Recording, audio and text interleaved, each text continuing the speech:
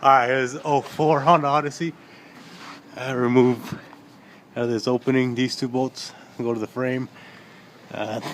This one here, I just loosened it. This one goes to the frame. That's 17 millimeter, both of them, all three of them actually. And then we got AC compressor over here. This one actually, same way, took it all off. Took this plastic cover, moved it aside. I got the head of the AC compressor with a pulley is. I got it off right here. And here we go. It's a little tricky because you have that part up there.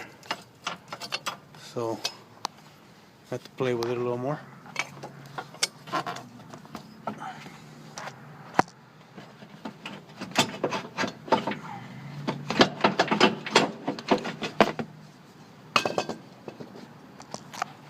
Alright, that's what's left in there. You got a hose that goes from the top. It's a 10 millimeter. You got the hose that comes out of here. Goes on the bottom side. That's a 10 millimeter. There's 4 on the bracket. 1, 2, 3, 4. Those are 12 millimeters.